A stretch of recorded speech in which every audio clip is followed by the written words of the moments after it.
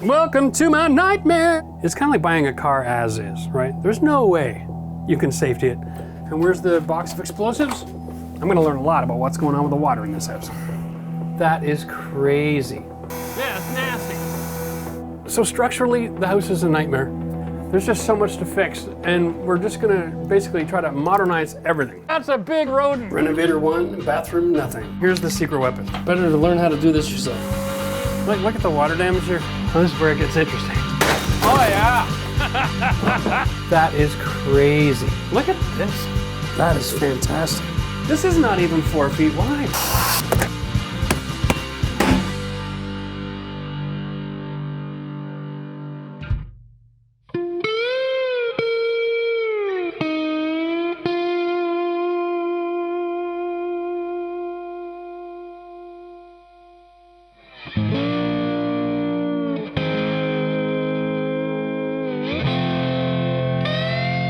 So welcome to my modern rustic farmhouse remodel, emphasis on the rustic.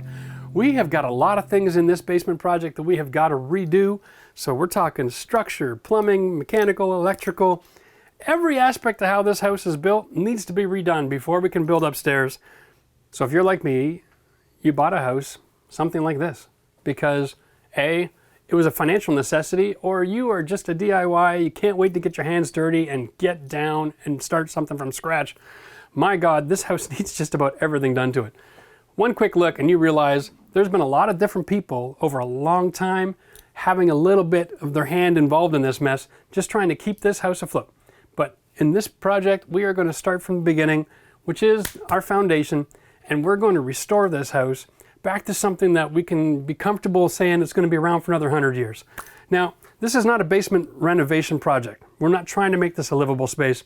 What we're trying to do is make sure that the house stops moving around, everything's supported properly, all the mechanical is up to date and functional, and we're going to try to do it on a really good practical budget, because there are approaches to how to handle something like this that can put you into bankruptcy. We have collapsing walls, we've got bowing structure, we've got no supports, everything that you can imagine. We're going to go through all of this situation, and we'll walk through all the things that you can find, and over the next few weeks we're going to show you how to fix all of this mess up.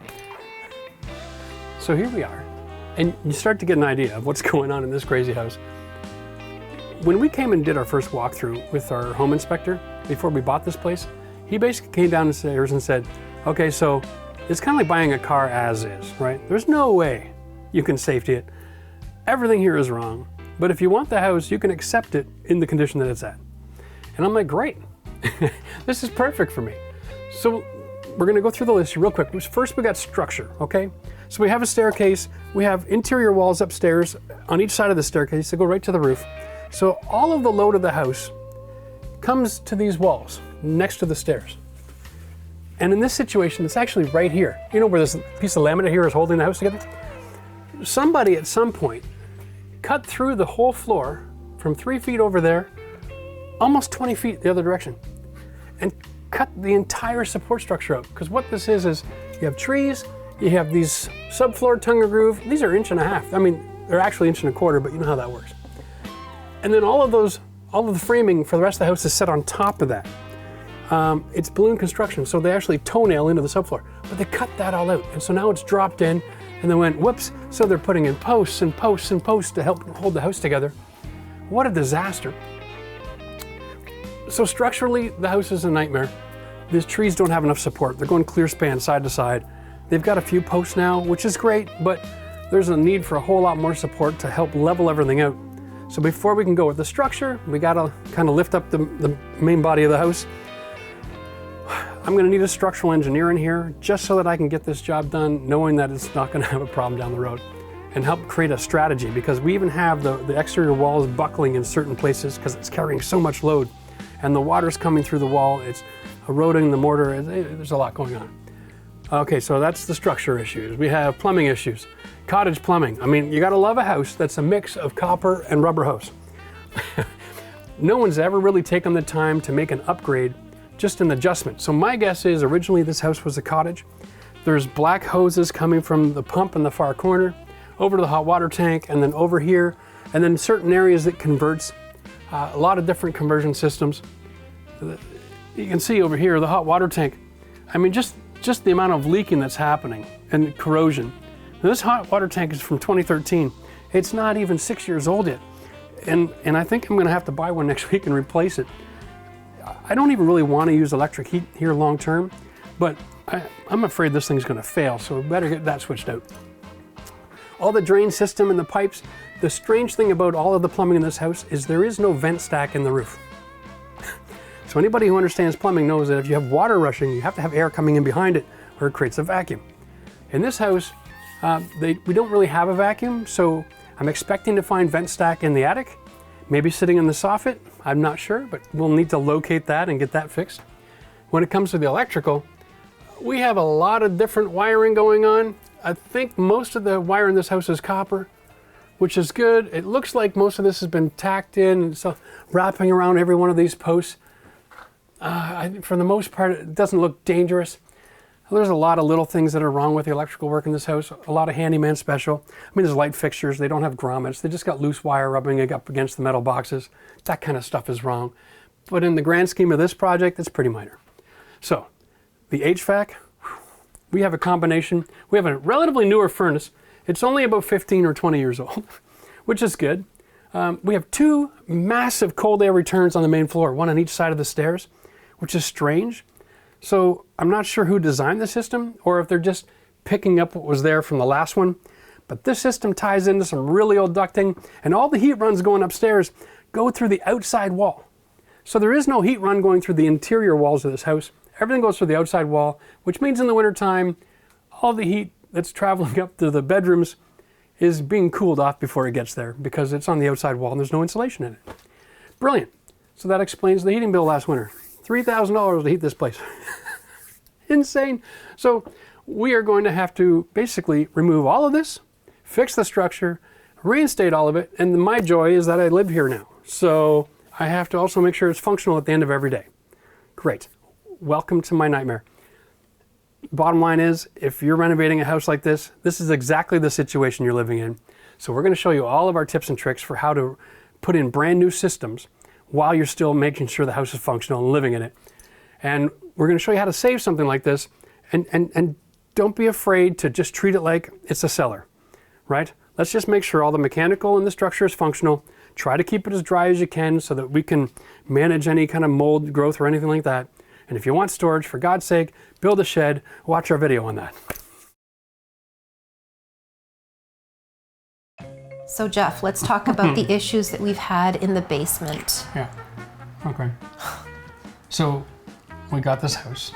We were aware that things were not ideal downstairs. I think the second year we were here is the first time it got really cold. Yes, that was a brutal And the wind was blowing from the east that year a lot. And so a lot of the plumbing for upstairs goes up an exterior wall. Apparently it's not insulated well, so the pipes all froze. Of course. So we lost the use of our bathroom. Hashtag go to the gym. We did have a membership at the time. Yeah, it was about 6 weeks before that thing finally thawed out. Yeah. Oh man, that was And we got lucky so because they were all rough. copper lines and they didn't blow up. Yes, that's a good thing. And I did rip the interior of the house apart to get heat to the pipes. So.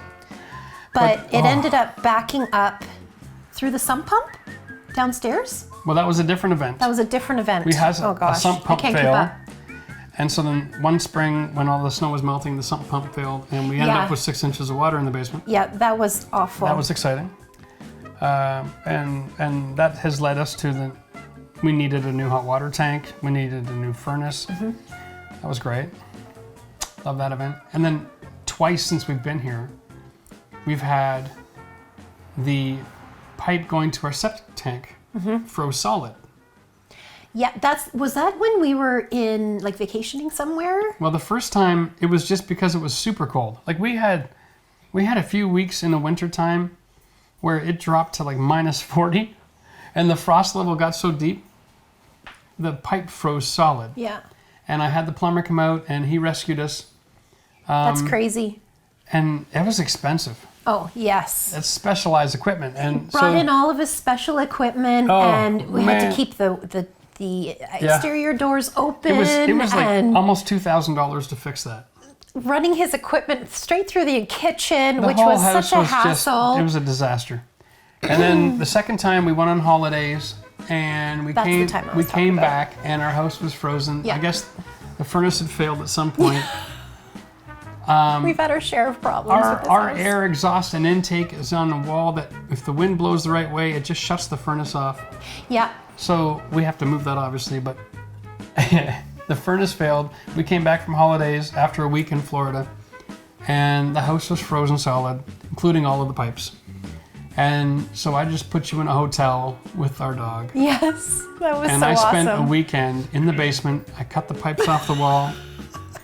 I got a big steel pipe and I sat Yep. there chipping away at the poop ice Oh Lord. for about 8 hours until I finally dug through the other. It was like the Great Escape. It was disgusting. It was like tunneling out through the outhouse, you know, at a prisoner of war camp. It was ridiculous. I was covered in it. The basement was covered in it. But there was no way in hell I was spending another $1,800 on that same problem. Oh my gosh. Yeah, because we already went through it once. And So yeah, there's you're things to do. the hands-on guy, so of course you. But of course now I appreciate why I spent the $1,800 the first time. Yeah, you watched. I'm sure you watched him like A hawk. I was just gonna say Hawkeye. The difference is I used a garden hose to melt all the ice. Yeah, I know that was your It took a while. idea. That took a while. Oh well, hey. So we're here in our old farmhouse, 1880s, with trees as structure.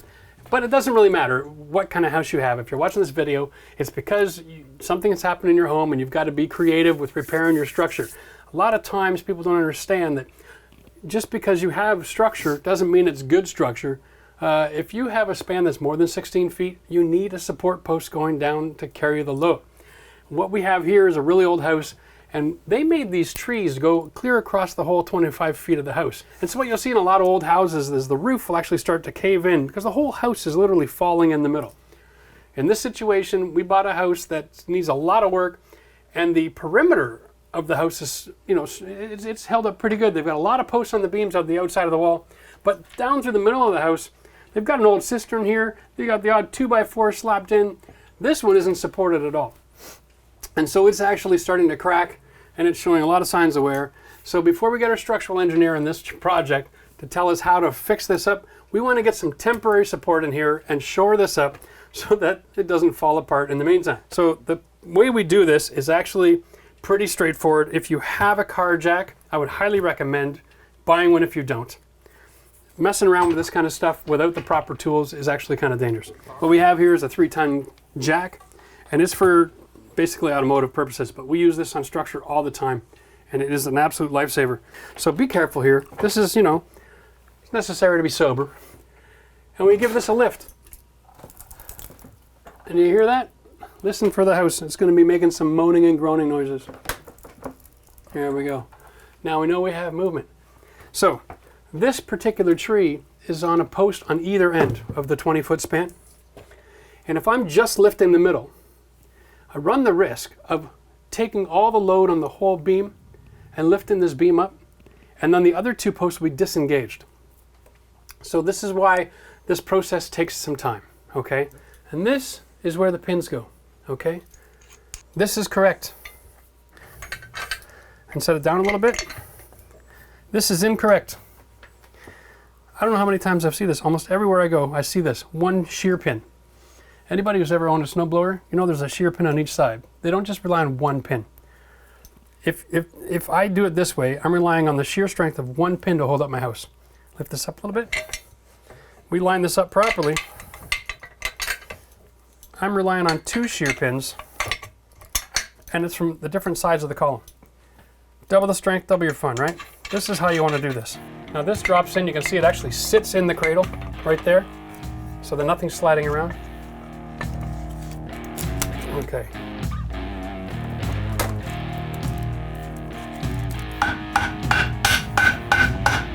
What I'm going to do here real quick is just use my ram set. Compress and then pull the trigger. There you go. That's directly in the concrete and it's not going to be going anywhere. Okay, on the top, you want to just throw in a couple of I'm using structural screws because I got a great shear strength. And I'm just putting one on each side in the corners. Again, so this can't be knocked out of position. And you can do this over and over again throughout your whole basement. Since we're dealing with trees, not dimensional lumber, every one of these is different. So if you put a level on it, this one's also at 7 5/8. So I have to add, that one's 7 5/8, 7. I gotta add 5/8. Turns out they're almost level now. Isn't that amazing? Okay, because remember, we're measuring from the floor. So when you're putting in your structural posts, remember basic rules. Temporary structure, put in your post, secure it, use 2 pins, give yourself lots of room up here. Because what we're gonna wanna do, next week I'm gonna come down here, and I'm gonna do one turn now just to demonstrate. This is just a pair of pliers, okay? It doesn't take a whole lot of strength. And just come in here, do a half turn. Half turn a week. Over the course of a couple of months, you can have this raised up 2 inches if necessary. So we're gonna put in another post here. This particular tree is carrying a lot of load. The structure of the house is actually on this line with this post and this, I don't know, 6x6 here that that's next to. This one's just carrying the tree. That's just a subflooring issue. So we're gonna remove it. There's been a lot of events with moisture in this basement. And I don't mean like humidity, I mean like flooding. We'll deal with that in another video, but this one's rusting out. I'm noticing right away it's not attached, the top plate. Bottom plate doesn't have any attachments. The pin for the shear here is actually installed upside down and backwards. And I would just feel a whole lot better removing it and getting a new one in. And what you're gonna do is just lift this up until we can get this one taken out. There you go. It's moving. A little bit more. Keep going.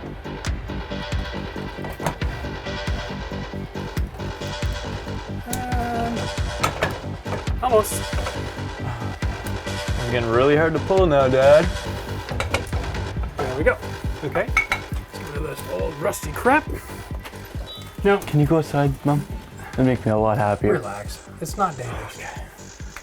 This may be rusted out, but because there's a lot of different heights down here, and I can actually take the grinder and cut this off and make it a short post for one of the outside walls or over on this cistern. So we're not going to throw it in the garbage. We're just not going to rely on it. Let's go try to around find something here. That's the best we can do in this situation without grinding out the base. Okay. So you can see this modern post is twice as much shear pin on it, which is what I love. Okay, let's go back and drop that in place. Yeah, actually great. Fantastic. Okay, pinch and twist, and then insert, and then they expand. Like this. And that should do the job. And where's the box of explosives? 22 calibers. For this one, we'll go with 2. Mm-hmm. Okay, just so that you can sleep at night. I'm not sleeping here, so I'm good.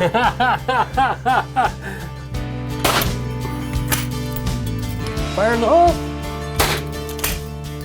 Let's do it while she's on the stairs. Yeah.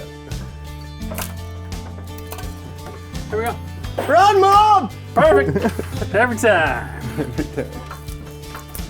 My card's on the table. There. There we go. There you go. All right. Woo! Kids, eh? Right? Yeah. But that's how it's done. Yeah. It ain't going nowhere.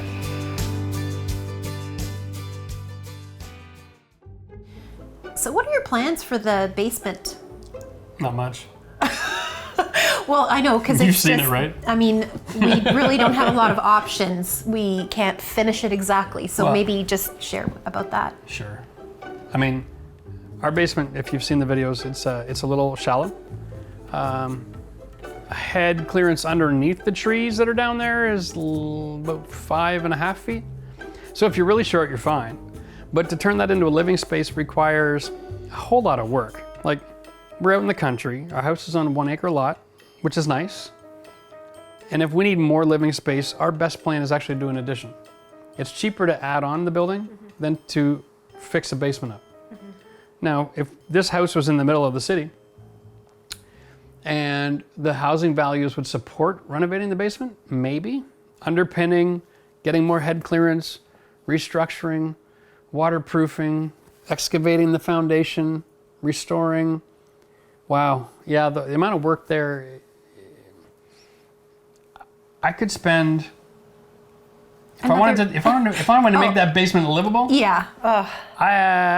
and contract it out to put it on terms, I'd be spending six figures plus, maybe 150,000. As a DIYer, I'd still be investing 40 and about a year and a half. As a DIYer, I can add an addition to this house in 90 days. Yeah. It just doesn't make any sense, Okay. right? Yep. But yeah, it can be done. But sometimes you gotta just, what did Kenny Rogers said? You gotta know when to hold them, know when to fold them. Yeah. Okay, so part of my challenge as a homeowner is the fact that I've got enough experience with doing structural work that my mind gets ahead of myself. From your perspective, what's more important, interior structure or the exterior walls? Like, what would say, wow, you got to deal with this first? If I had to choose, if I had a financial restriction, I had to choose, what would you do first? Shore up the outside wall or shore up the middle of the house? It is, I would say it's a case-by-case basis, depending on I love that. what's going on. You're a politician now. That's awesome. But, so, I mean, it's whatever needs it most. Okay. So if your floor is sagging, if you feel vibration when you walk up top, Yeah, I then it's literally probably- live in a sponge cake. Yeah. it's probably more important to take care of the inside Okay. space. Good. If out from outside you see bowing in the wall, you have cracking going on, Yep. water coming in, it may be an issue that needs to be addressed first. So it is definitely a case-by-case basis as Okay. to how to go about that. But the biggest concern would be houses are more prone to collapse from the inside than from the outside. Generally, I would say so. Okay, all right. So the idea here is if we renovate the inside of this house, I want to get these trees in the middle lifted up into position and get them permanently supported. For two reasons. One, having the permanent support in the middle of the house enables me to put in temporary support a couple feet from the exterior wall at a later date so I can fix my foundation, For sure. right? And it allows me to complete the renovations inside the house so that I can increase the value of the home and put me in a position where I can get an estimate done on the value of the home so I can then afford to do the work on the exterior of the house, Makes sense. which is another issue. Okay, what kind of scenario is most ideal for dealing with trees? What do you do with this? Every one of these is a different dimension. So it's not the easiest thing to work with, and Right. nowadays they don't teach you anything like that in school. Okay. Because they don't use it in any new construction. Exactly. And you're not even going to see it in old construction unless it's very old. Well, there's a lot of houses I've been in, late 1800s, early 1900s, and they're all floor joist package, right? Like even here, this house has got floor joists everywhere else except the basement. And everything in this house is clear span one side of the next. So I'm not sure what they were thinking. Like, did someone invent the bandsaw the day after they put this foundation in? It's hard to explain, and normally when I come on any site and I come down into the basement first, it's normally where the most structure is visible. I'm going to assume that it's the same, it's built the same all the way up. Right. So whenever they do different things, it always seems to throw me off. So I'm kind of thinking like these trees were in their way when they built the house. They cut them down, dug a hole, put up the walls, and then pulled the trees back across to get started. That's kind of how I'm feeling about this, because the lumber was already there and it was free. It wasn't an uncommon technique back then. I Yeah. mean, you see sometimes the sizes are vastly different.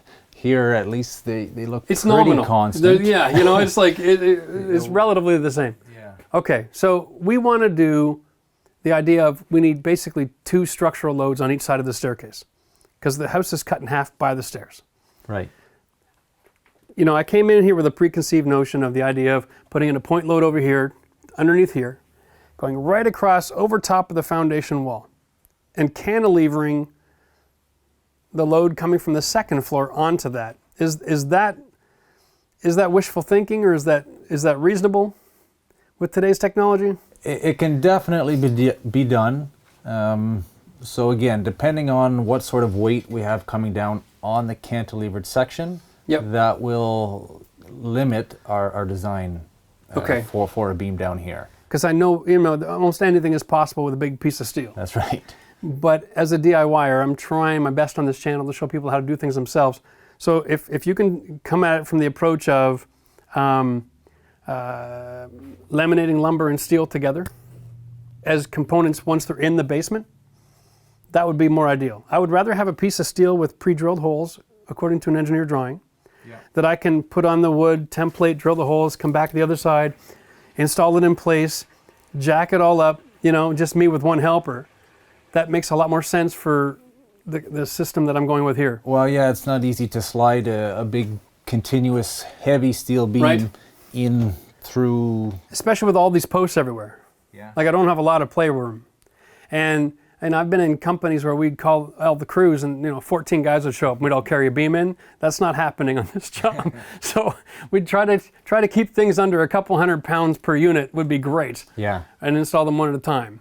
So if we can come up with a design plan for picking that up on both sides, this wall over here has a limitation of about 10 inches. That side doesn't. It's a much bigger size. I have like 13 inches over there. Okay. So if that makes any difference. It definitely makes a difference. The depth of the beam is really what's governing its strength. So you can go wider, but it's really not giving you a whole lot of extra strength compared to increasing its depth. Really? Yeah.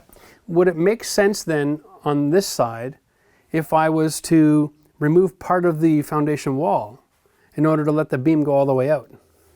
To do a little bit of a pocket. Yeah. Depending on the design, for sure, that could really, it could be the difference between a steel beam or that laminated LVL. Okay, so if that's necessary to go to the laminated, go that direction. Yeah, okay. For sure. Fabulous.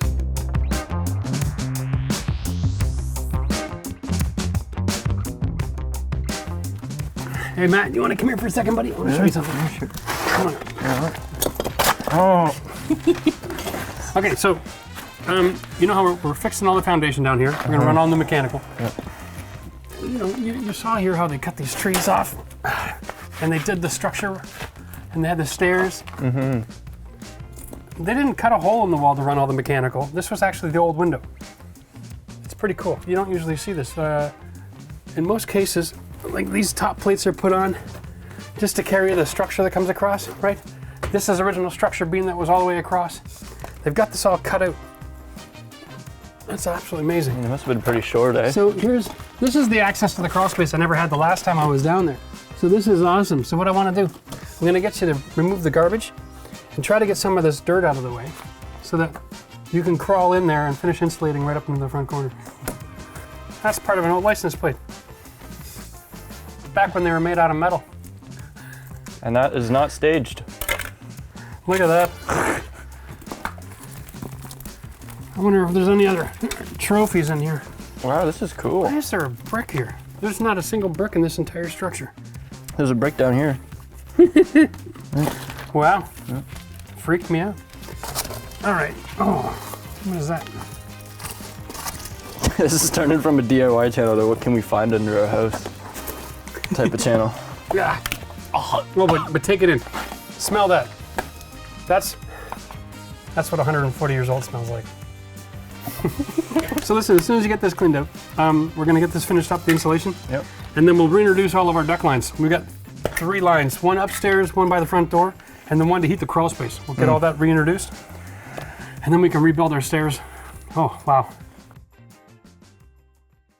Welcome to my cellar. Kind of looks like something out of a horror movie. I got a big freezer over there. I'm not sure whose body is in it. So we are really doing a massive transformation in everything down here, because this is the mechanical. This is the nuts and bolts of your house, right? Hot water, soft water, the pump, the furnace, the 800 posts that are the structure. We're doing it all over again. Putting in new structural loads, new beams, new water purification systems. And so we're gonna probably go all brand new ducting. There's just so much to fix, and we're just gonna basically try to modernize everything. So we need new water lines, new drain lines. We're putting in a macerator to bring all the plumbing to one location and then pump out to the tank, help reduce the amount of pipes that are lining the walls. Then we gotta insulate all over again. So nothing but work to be done in here. So we'll go through the whole process so that when we're done, we've got a nice, clean, dry space that we can actually maybe use. Because right now it's unusable, it's unlivable. And it's hard to walk in too, because there's crap everywhere. Oh well, we'll start with the hot water tank first, because I want to be able to use my tub again. Yeah, it's nasty. Get all them little critters there, man, holy cow. So switching out your hot water tank is not a very difficult process, but it is a little involved because you're dealing with two systems in your house, your water and your electrics. So what I'm going to suggest is that you turn off the electricity to the heater, maybe an hour or so before you want to get started. Buy yourself one of these testers, and this will tell you just by touching the wire. So that's live power. Goes green when there's no power being sensed. Beeps and makes a red when there is. You can turn those breakers off for me. There's two breakers. They're both labeled 20s. So it's number 2 and number 3 on the top right. 2 20s on the top right. There we go. This time the panel is actually labeled correctly. It's the only thing in the house. And you can double check. It might accidentally go off just by contact. All right, be patient. There we go. We're good to go. Now the power's off. The next thing you want to do is turn off the water to the house. Now, in our case, we may or may not get any water coming out. I think it's because this thing is totally full of sediment. I don't think it's even working. So this is why this is only a few years old and it's already done. And I think we're just going to cut the water supply lines and then move on. By the way, we're going to cut this bad boy in half at the end of the video just to take a look inside. I'm really curious to see how much sediment and what kind of condition this is, because this is from 2013. It's not that old in the world of hot water tanks. I'm going to learn a lot about what's going on with the water in this house. Okay, so here's our electrics. I'll disengage that. The heating elements are right here. There's one here and there's one in the bottom. And these things actually have the ability to take them off and replace them. Pull it through and set this aside for now. Whew. So luckily for me, I'm planning on changing all of the plumbing down here. Because, I mean, I don't know, the rubber hoses and old leaky, just this time I've had enough of this. We're gonna upgrade the whole system while we're here. So we're gonna deal with changing the hot water tank today, but we'll talk about upgrading the entire system to the new one. If when you go to open up the relief valve for the water in the hot water tank in step number 1 and it doesn't work, that's okay. There's also a top relief valve, okay? A lot of times it'll come with a hose, this one does not. So this is gonna be hot water, and we're gonna take the pressure out of the tank by opening this valve. And whoa, there we go. Here it comes. Now, there's no real pressure and water pressure here because we've got the taps all open, but there are a lot of lines in the ceiling here that are laying horizontal, and they're gonna be full of water. So now we're kind of draining all of that back out through the top of the this is the lowest thing in the room, really. Yeah. Oh, it's nice and brown too. That's sexy, yeah. Ooh. Very nice. Okay. Ay, ay, ay. Ah, it smells amazing. All right, we're not using that again, so that's out of here. If it's PEX, you can use a pipe cutter. We even have some galvanized steel connections here. This is lovely. Very DIY. Oh. Look at that. Here we go. Look at this joint here, Matt. Wow, looks like it's been leaking for a while. Okay. And so this is basically a giant rock. Nice. Yeah. Nice. No, let me stand here. Rock it off a little bit.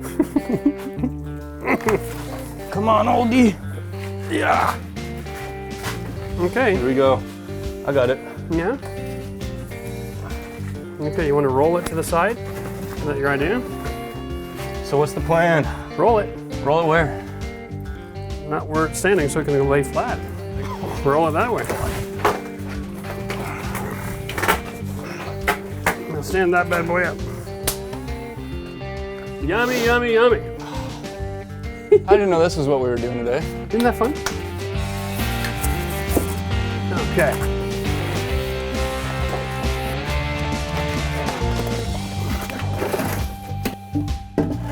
Oh yeah. These rods, Matt, they're threaded. okay? And they're threaded in from the top. This sits in the tank of water. Now in the city, you get magnesium. In the country, you want to put in aluminum because we have hard water, a lot of iron. And what this is it's a sacrificial lamb here. Basically what happens is the water that's coming into here is, it's got properties in the water that wants to corrode the tank, okay? And so you put in these rods intentionally, and this attracts all the attention, okay, from anything that's dangerous in your water trying to destroy the tank. Which is why if you change this every few years, you can maintain the health of your tank. All right, and these are about $40. And if you put one of these in every 7, 8 years, then you'll be able to keep your tank for like 40 or 50 instead of 10 to 12. So why didn't you do that then with the other one? That one, okay. In normal conditions, then this basement's been what, flooded 4 times since 2013? A few times. 4 times. Twice was me. Sewer backups. Oh, okay. Right? And yeah. And Nice. yeah, no, it was really cold up here. Everything above this house is backwards, so we had to fix it all. Anyway, so I would kind of just settled the fact that I was just going to throw it out and get another one. Yeah. Besides, it's a great time to make a video. So what we're going to do is we're going to remove the old one. The reason they call it a breaking bar is because it's going to break you in half. Is that right? No, it's breaking because there's the joint is been factory sealed to be under pressure.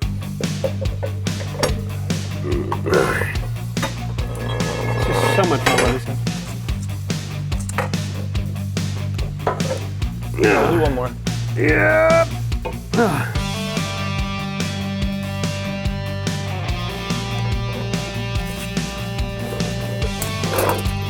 Done. Okay.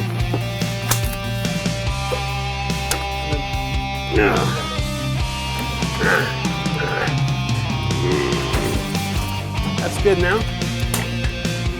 And here.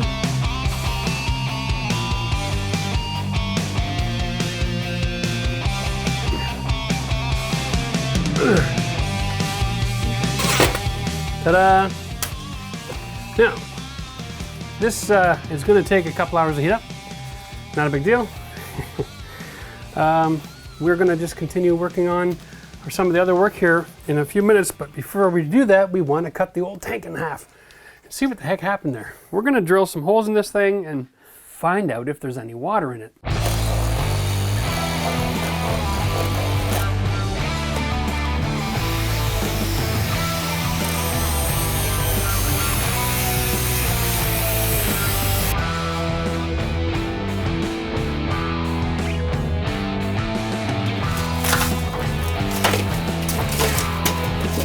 Wow.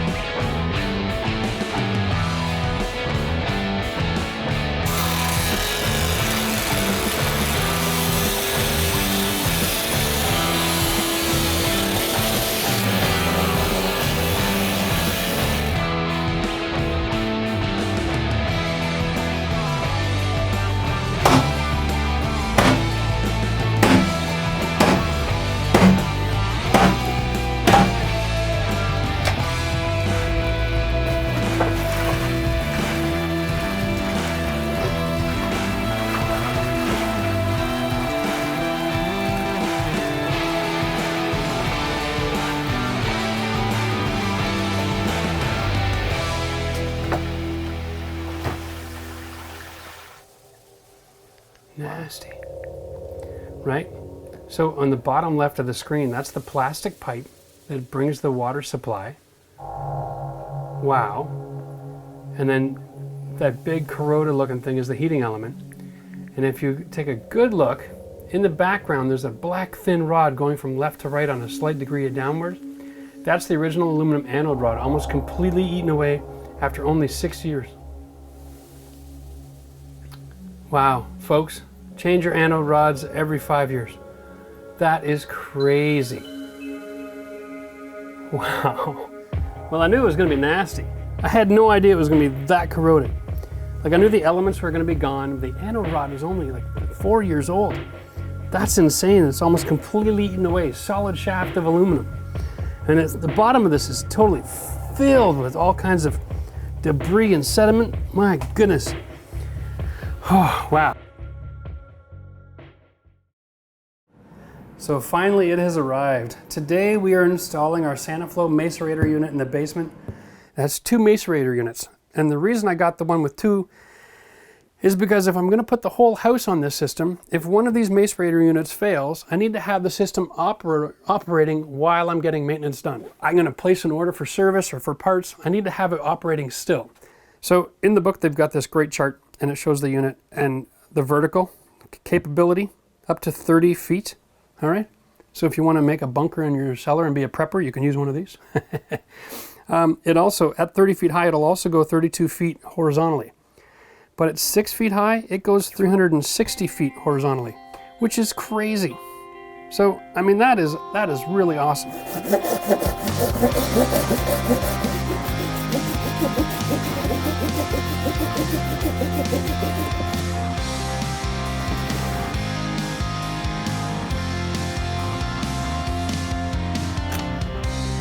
There we go.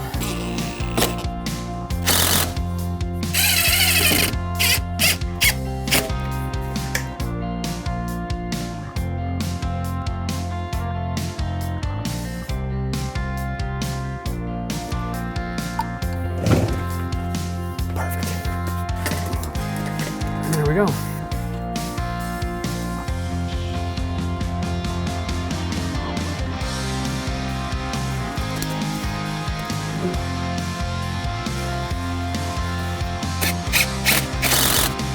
Okay.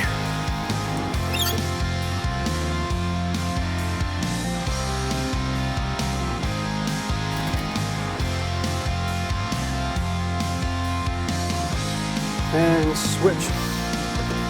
Nasty. So, we're going to leave ourselves a little bit of flexibility here.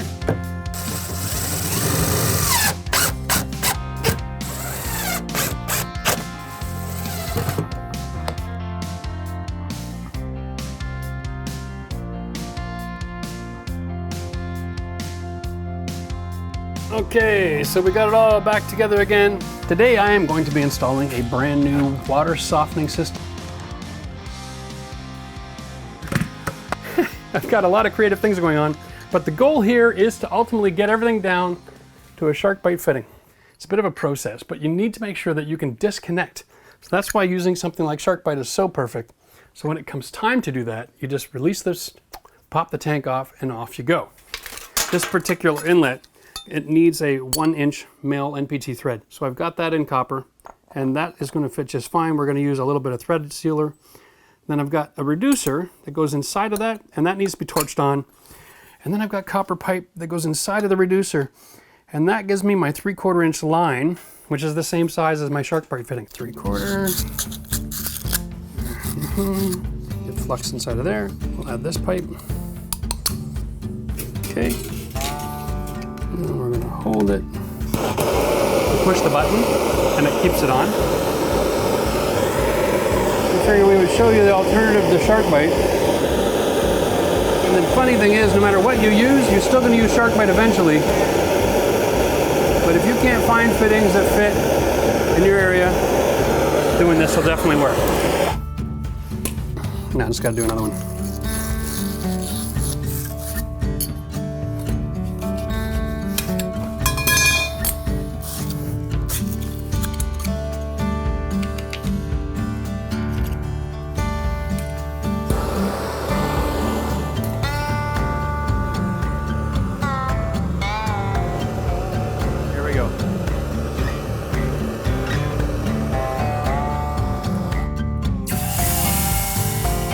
You know, a few basic tools and a couple of skills and anybody can solder. How awesome is that, eh?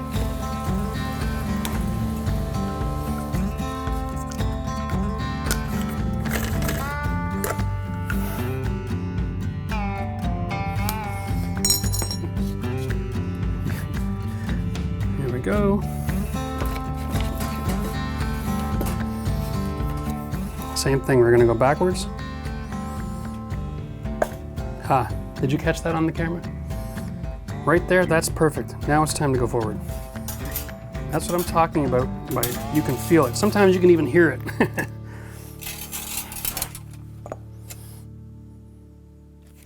This is crucial with a metal thread.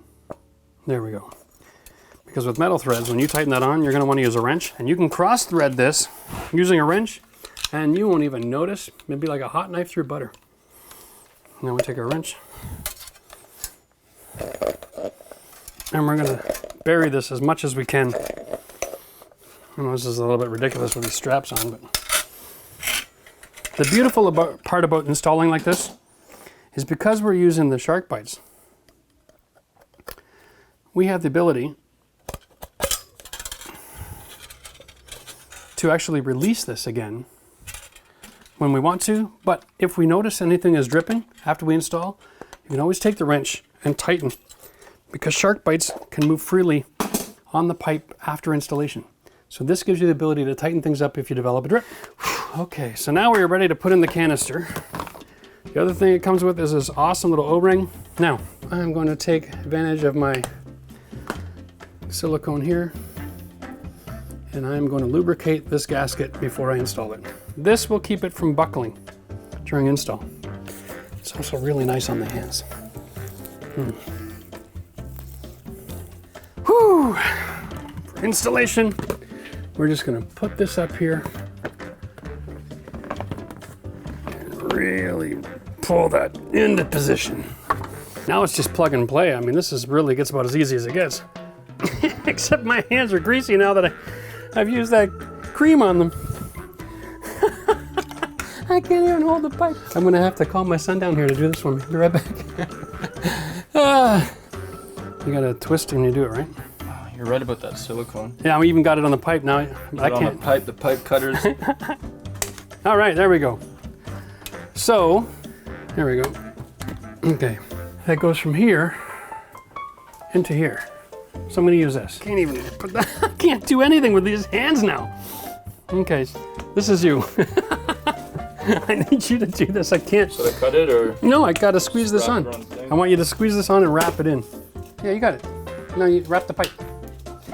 There you go. Now this is a special. Yeah, so this is a special pipe bracket that keeps. It allows you to bend the pipe without causing a kink. Just watch you don't pinch your hands.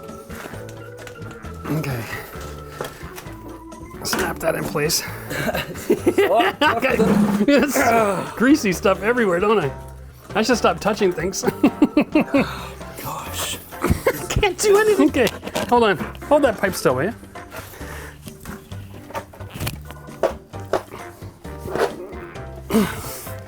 Works great with the 1/2 inch. Right. Works great with dry hands too. Holy crap. There we go. Oh, okay. Okay.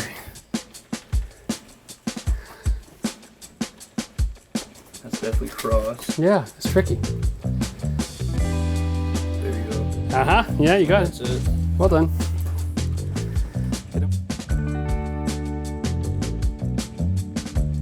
All right, and here's the lead going to the rest of the house in the hot water. Boom. It's plumbing for you. And here's my water supply from my well and pressure tank. That's done. All right, so while Matt is cleaning up the tanks with the polish, let's make sure that we go upstairs and try our brand new drinking water. So before we can really try the water, we have to let it run a few minutes. And we're almost there now. I'm just trying to wait until I don't smell that well water smell anymore. All right.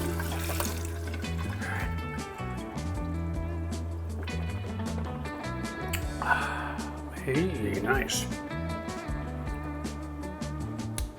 Springwell, you've done me proud. That's amazing. What a difference.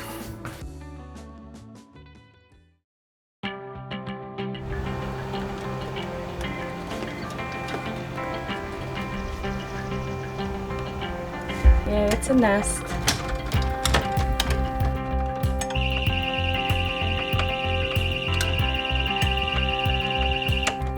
This is kind of a crazy day. You know, it's funny, we booked the hydro guys to come in. We're changing out the service from a 100 to a 200 amp. And our area code requires that if you're gonna have a hot tub, and that's what we're putting in this property now. So hydro booked a date and a time, and the weather, it is the hottest day of the year today. Big surprise, humidity is off the charts. It's gonna have thunderstorms in a couple of hours.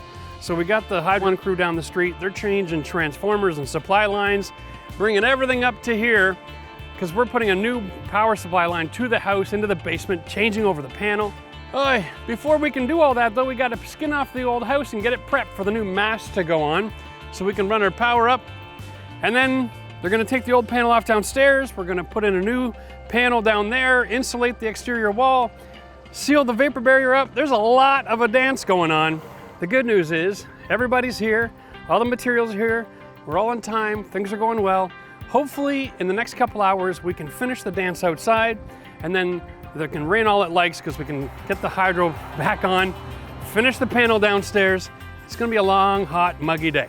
But at the end of the day, everything in this house is gonna be upgraded service. So the entire basement is gonna be brand new.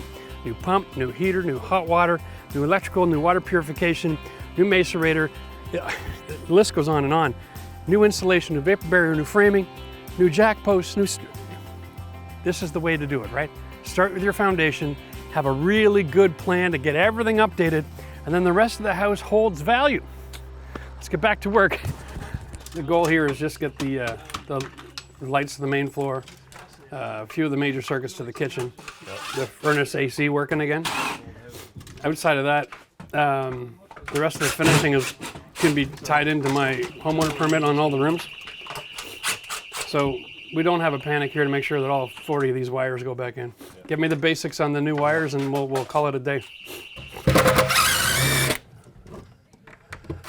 Robertson screws. See, this is why I got to get rid of this thing, because it's so tight into the corner here, I can't possibly insulate properly. All right, so the plan is to get rid of this nailing surface here, this board. I want to remove it, bring my insulation blanket up to the corner, bring the plastic over the top, get mineral wool insulation on the sill, tie them together, tape it together, hang a brand new board that's about 5 feet long, 4 feet tall. That way they can hang their panel and bring wires from both sides and staple it in according to code. But it gives me the ability to bring that insulation wrap and then tie together in this corner and continue that around the whole basement. So now what I gotta do, the old foundation you'll see is mineral wool. The idea there is we want to insulate, and if it gets wet because of the age of the home, it'll dry. We're going to use that same mineral wool on top of this, between the two stone walls, because there's one interior and one exterior. Interior walls carry the frame and the floor. The exterior carries the shell of the house. There we go. There's the ground wire. There's my... And we're not looking for the world's greatest thermal brick. We're just trying to get something in the way of like an R8 in behind the panel. This is our R12 insulation. It's a little compromised with all the activity here. But when you're in a cellar and you're on a stacked stone wall, there's only so much you can do. So this is really your best option. Okay, important considerations here. One, the hydro service that's getting updated or upgraded on the street. And where I live in Ontario, it's the province's responsibility to manage and supply and maintain the power grid. They're the ones that dictate I need a 200 amp service for what I want to add here. So they're actually taking care of the cost of the new transformer, changing the power supply all the way down the street to the pole, and then I cover the cost of the wire from the pole to my house. That's the only part of the cost that I got to cover, which is amazing. So my electrician is telling me it's about $5,000 to remove and reinstall a new panel, a new mast, and the cost of that wire, which really is quite reasonable. Now he's only going to be putting in half the circuits, just everything that's completed and functioning currently. I'm going to take care of adding all the rest of the circuits as a part of the homeowner permit. So in another video on the other channel, we'll have a how-to video where we show you how to wire your panel, which will be awesome. But for now, realize about $5,000. I I got everything upgraded. It's all brand new. It's all insulated.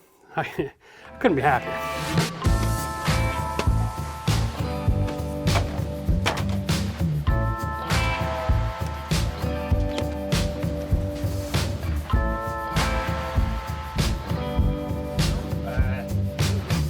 Yeah, there's spiders everywhere today. They're all looking forward to a big catch.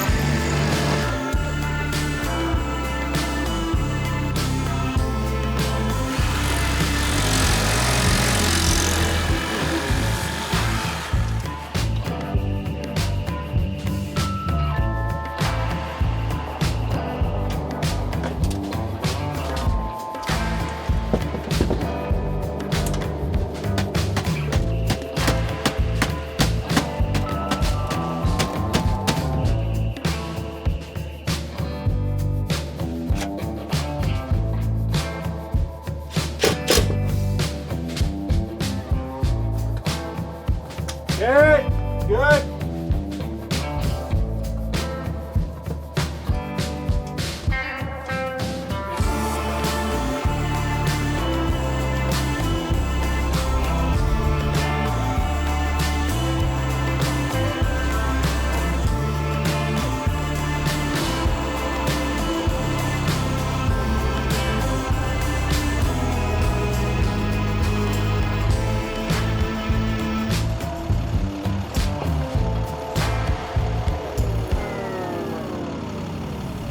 Now we're just gonna kick into all the before and afters of the transformation in this basement.